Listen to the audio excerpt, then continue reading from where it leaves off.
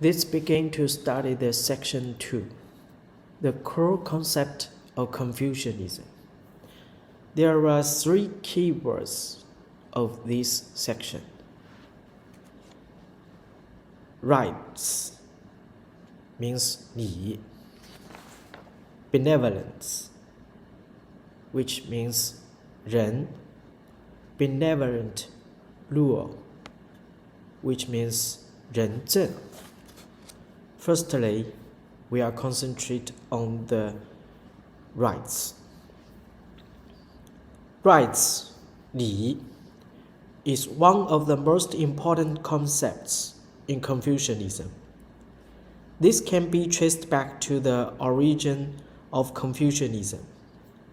The Chinese character for Confucianism is 儒. The etymological analysis suggests that it means a person taking a bath. Bathing and cleansing is the primary means before conducting ritual ceremonies. The original Confucianism were actually persons who conducted ritual ceremonies as a profession. This is why in Confucianism, ritual ceremonies are very important. There is wide coverage of application for rights, from the relationship between states and between families, to the table manners for the kings and for the ordinary people. To the Confucius, everything is dictated by rights. By they, the systems and laws of a state, or the etiquettes and customs that guide the relationship among the people. It is thought rights that the society and the social order are maintained. The Confucians hold the view that if there are no rights, there will be no difference between man and animal. Yan Zi, a minister of the state of Qi, whom Confucius appreciated, said that the reason why man is superior to animal is because of rights. What is the essence of rights? To the Confucians, rights are the proper manners through which one person interacts with others. In a society, there are differences between people in social states, age, and bloodline, etc. The difference in social states decides one's identity and behavior in a society. The seniority and the bloodline of a person decide one's position in the family clan. Every person has his own position and identity. The Confucians acknowledged such differences. As Mencius had said, the unevenness in things is natural.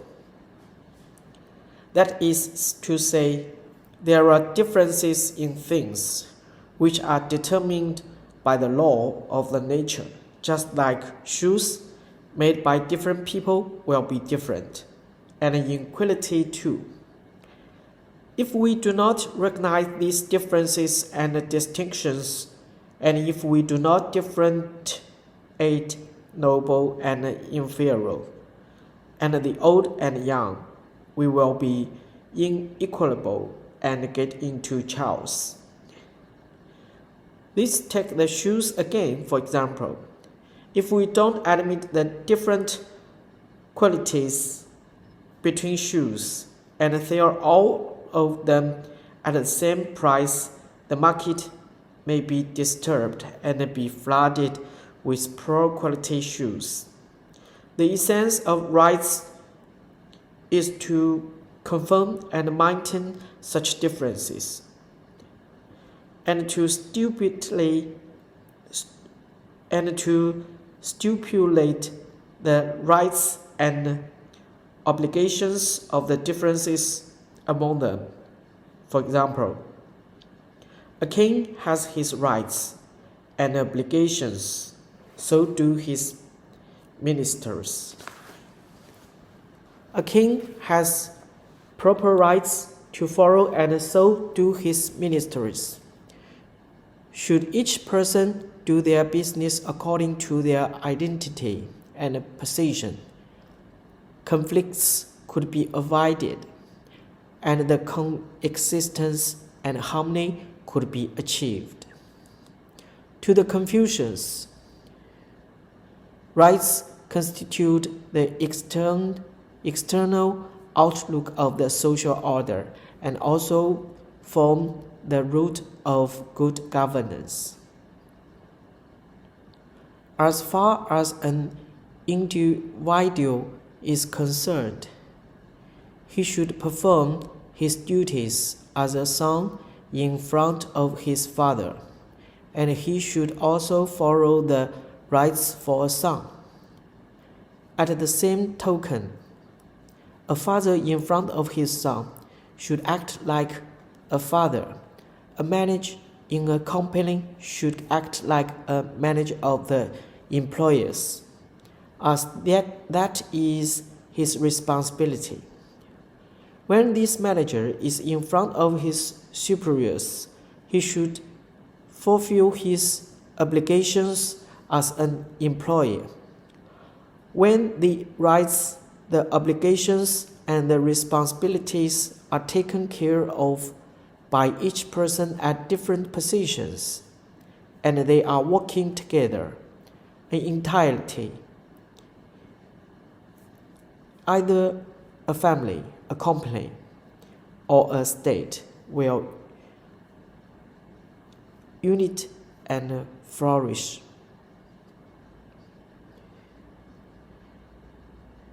Since rights means the confirmation and maintenance of the difference between people, theoretically, the differences is endless, so the number of rights is vast.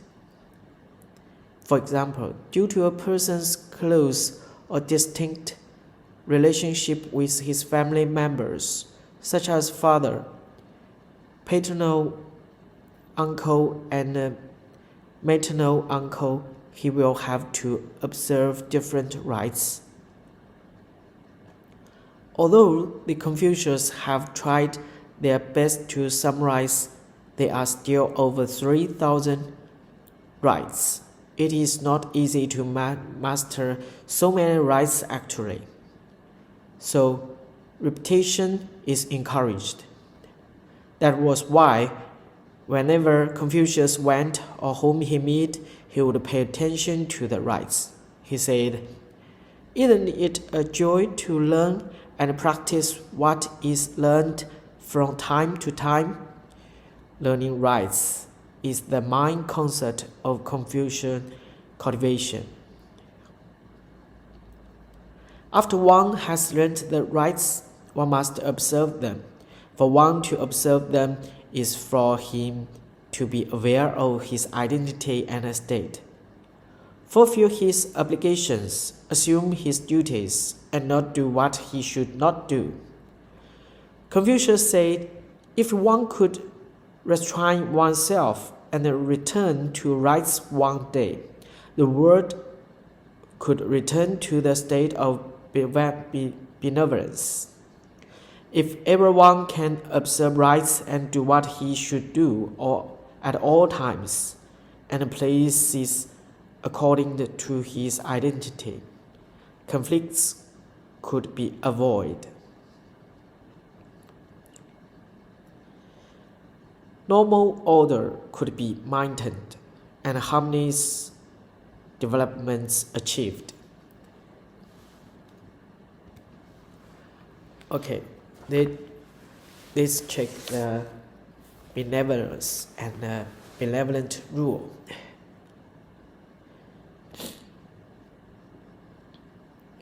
The Chinese character for benevolence is Ren, which is a symbol of two people standing together in a friendly way. Confucius said, "A person with benevolence loves others." To be benevolent is to care for others. If everyone loves others and also feels the love of others, the world will be a much better place. Confucianism emphasizes rights, but at the same time it expects a person to do more than just to observe rights, law, and order. The Confucians are required to practice benevolence. Rights are the external part of benevolence, and benevolence is the inner essence of rights. The Confucians understand that if only rights are emphasized, but not benevolence, the order represented by rights would be like a rope that restrains the people, which would make them uncomfortable.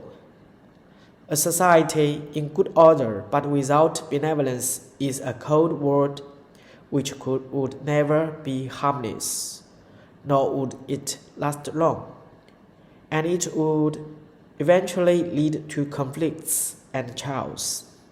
To achieve social harmony, there should be love and care among people. With benevolence, one could truly consciously and voluntarily do things in accordance with rights, rather than recording rights as constraints. How would benevolence be achieved? How can one care for others, know what others want and don't want? How can one avoid offering others? Confucius thinks it's not difficult. When one thinks about doing something, one should consider it from the perspective of others. He said, "Don't do unto others what you don't want others do unto you." If you want to be established and be successful, help others to achieve this too, because others would also have the same wish.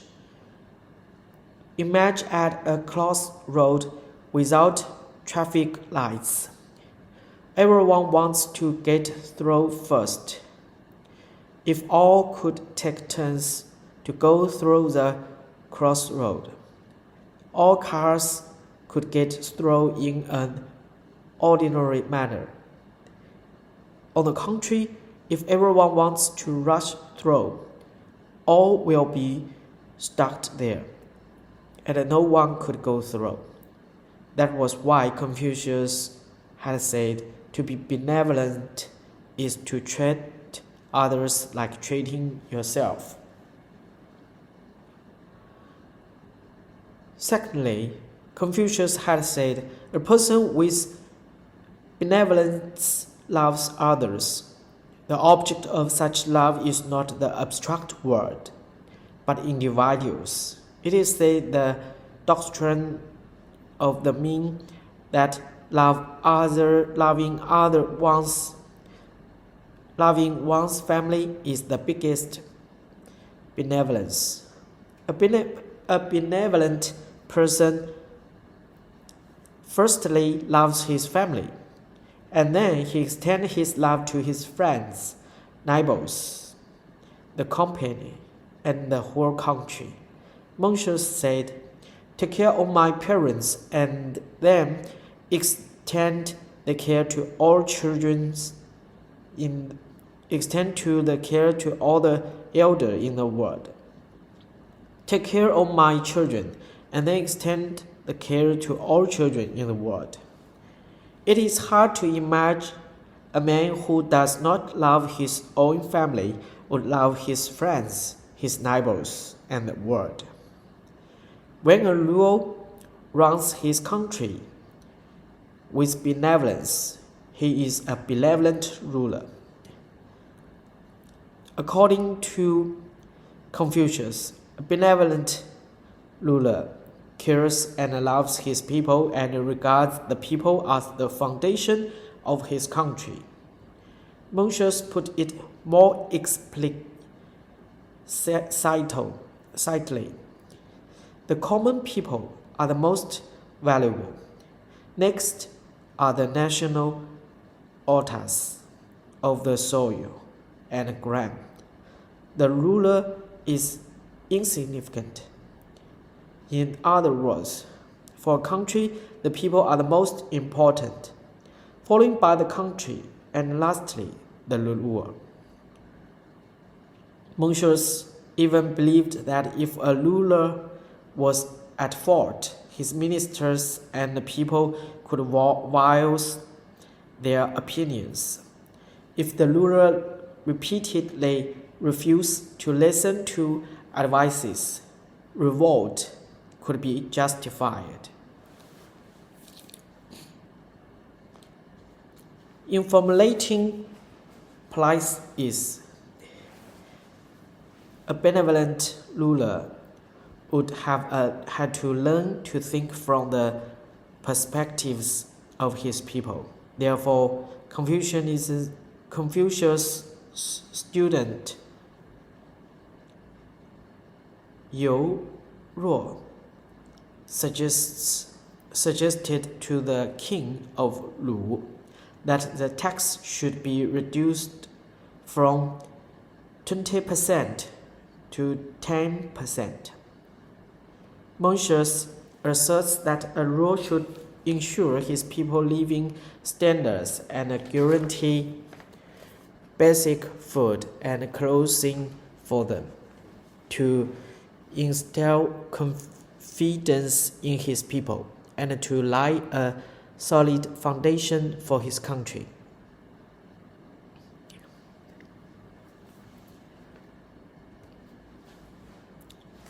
Okay,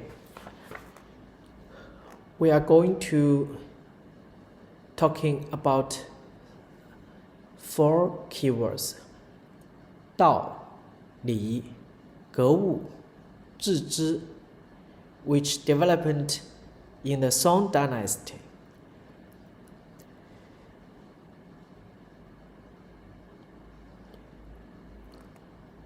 Dao, Li, and the investigation of things for the extension of knowledge. The character Dao literally means the road, the way of the path.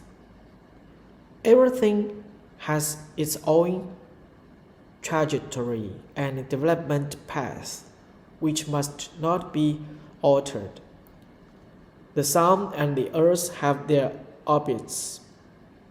Trees, flowers, and plants grow according to certain patterns.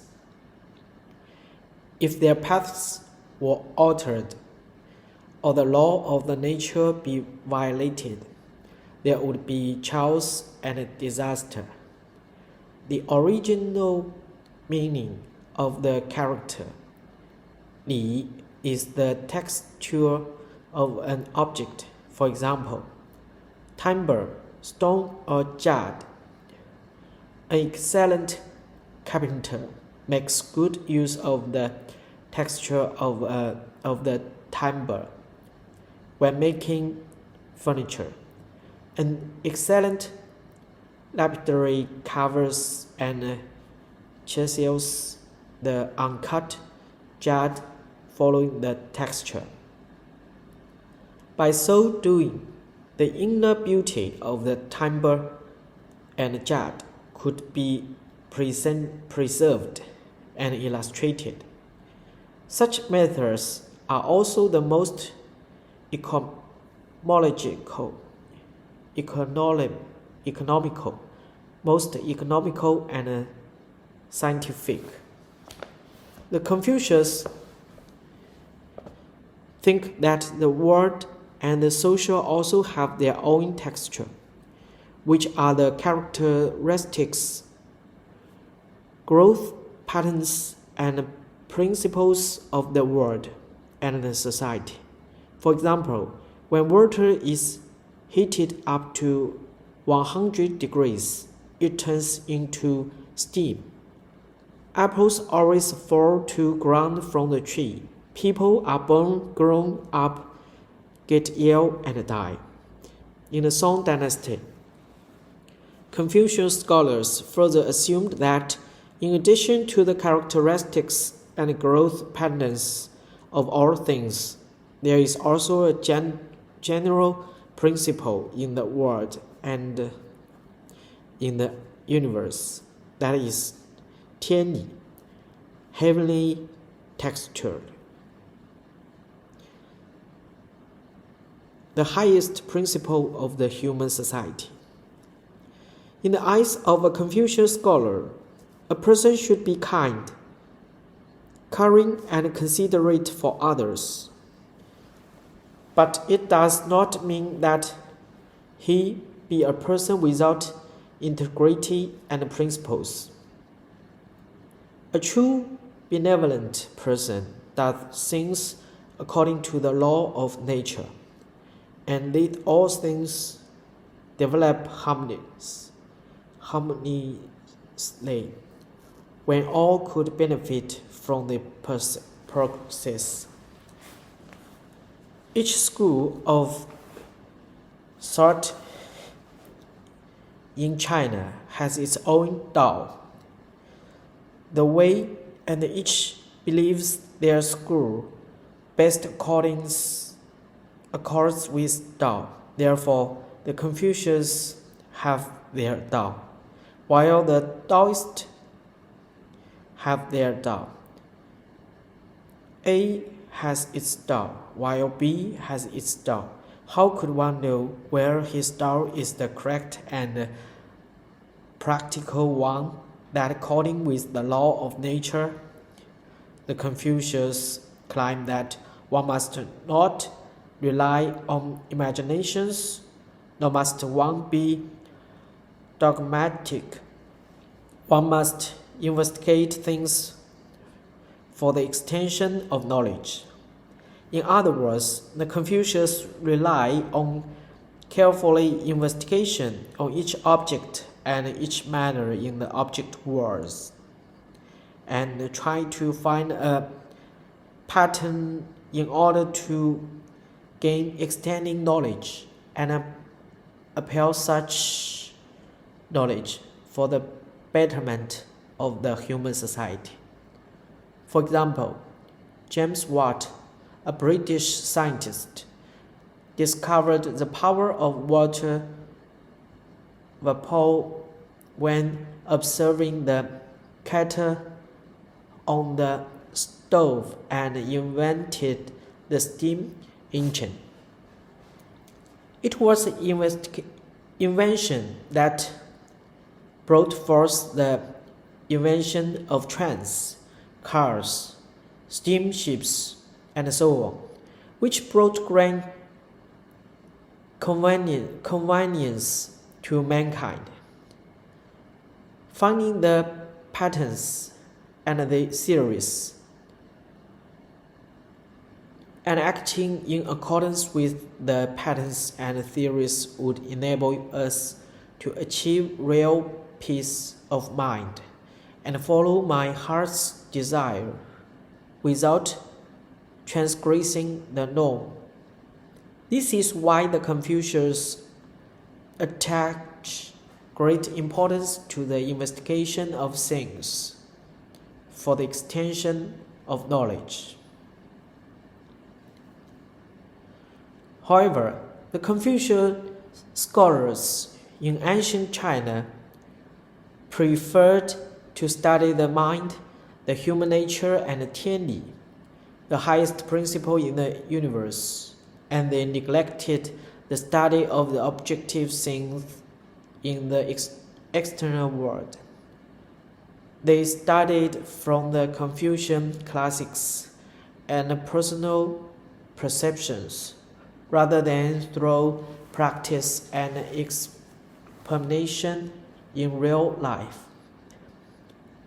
Zhu Xi, a great Confucius scholar, said that the key to the investigation of things for the extension of knowledge lies in the study of the objects and thoroughly understanding the patterns and theories in the objects. In other words, through careful observation and analysis to find the patterns and theories. However, Confucian scholars, as famous as Zhu Xi, didn't perform well in this respect. Wang Yangming, a great scholar in the Ming Dynasty, once shared a story which helped to explain the shortcomings of Confucianism in research methods. He investigated bamboos in front of his house in order to gain knowledge about bamboo. He watched for 7 days consecutively, but in the end, he achieved no knowledge. If we only use our eyes but not our hearts, if we only try to preserve things instead of practice and experiment, we will probably not be able to gain knowledge after another 100 years.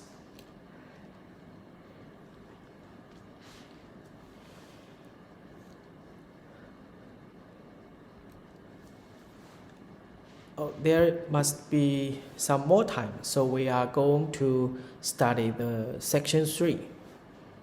Zhou Yi, Yin and Yang, and the 5 elements. Zhou Yi, also known as Yi Jing or I Ching, the Book of Changes, is an important Confucian classic. It contains 2 parts, Jing, the mind test, and Zhuan, the appendix. The mind text Jing has 64 hexagrams, which in total comprise 384 Yao lines. Each hexagram has Yao lines, has its own explanatory notes.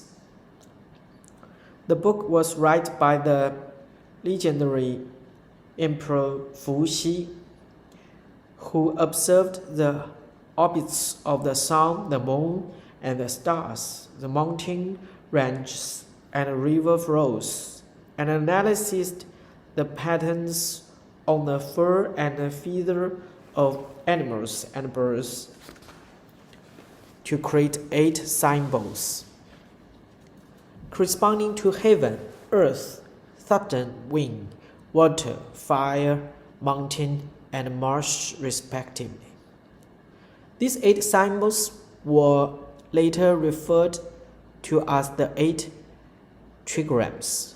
According to legend, King Wen of the Western Zhou dynasty arranged these trigrams in a certain layout and create the 64 hexagrams.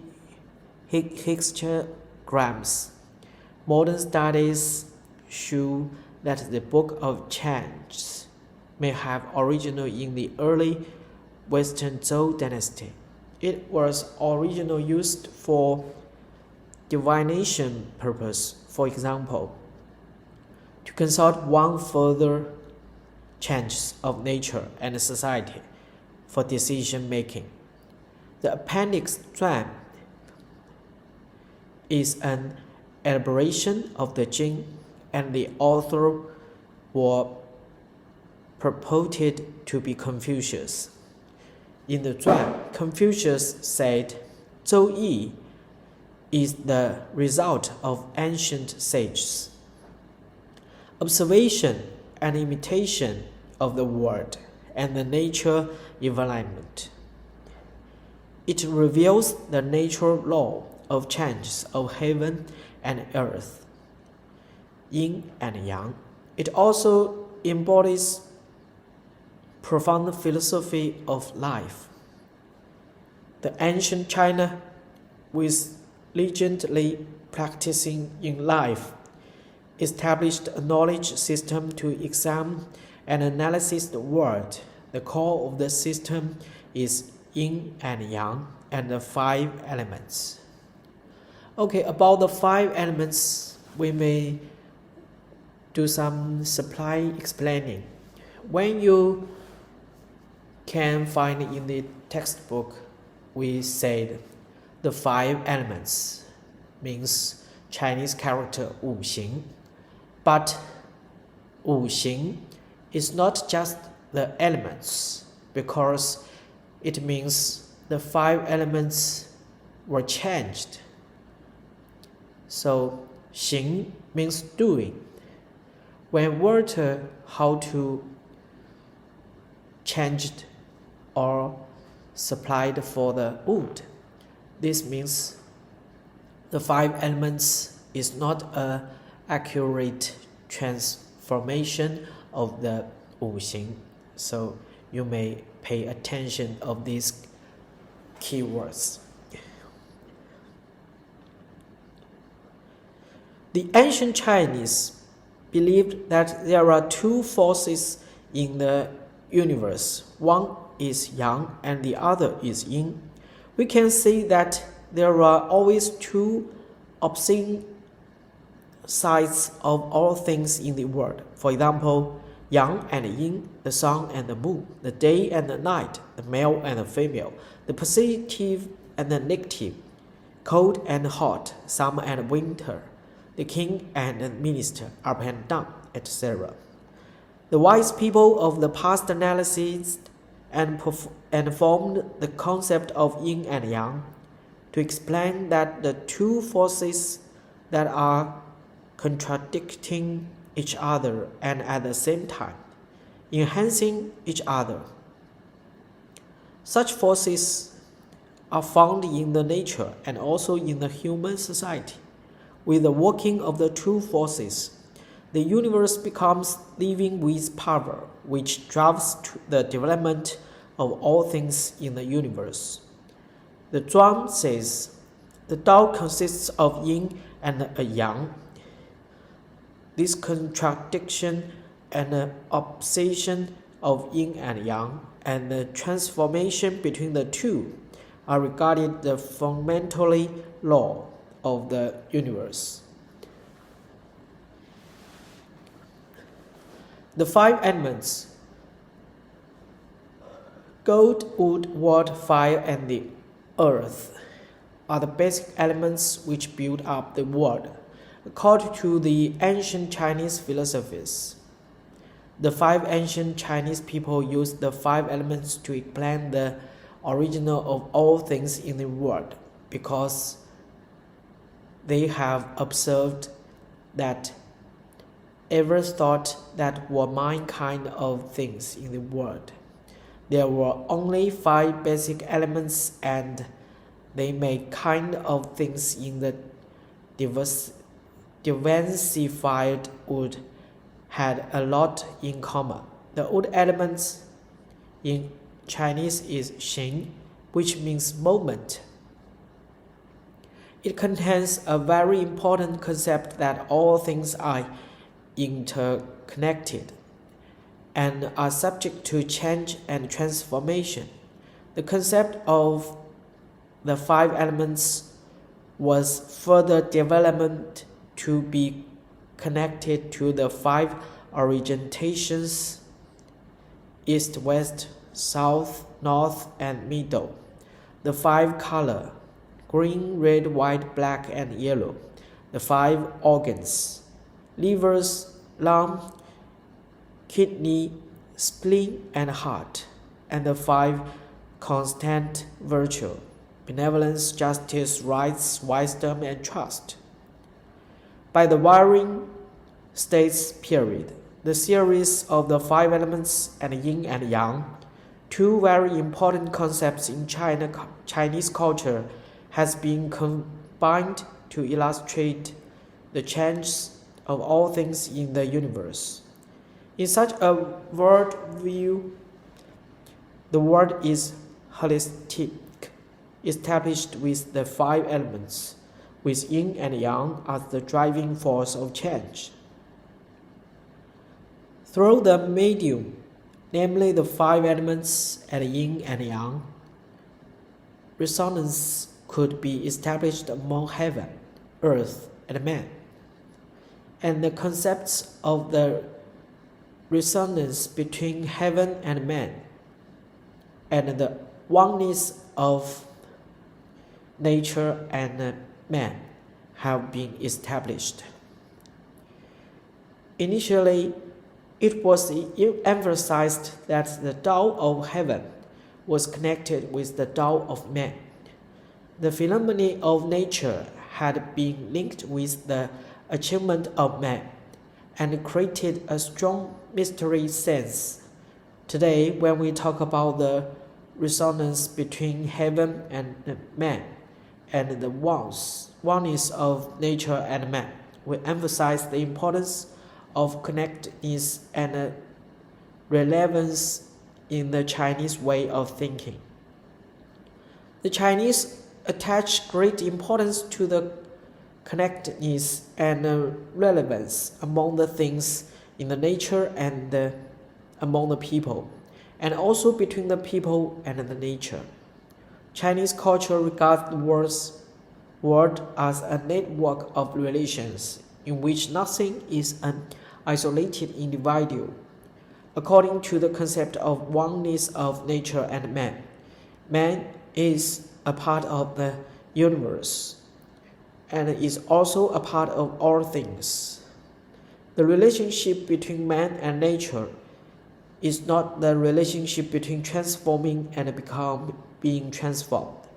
The ultimate goal of man's own development and man's transforming of nature is to achieve harmony of the entire world so that all things have their own place. Okay, when we translate 天人合一, I used a different transformation. One is of nature and man, but not the one is of heaven and man, because heaven and man, we cannot catch the key of the heaven. When we mean heaven and the man were oneness, we are not say man connected with heaven, but it means in nature, heaven and man have a one connection.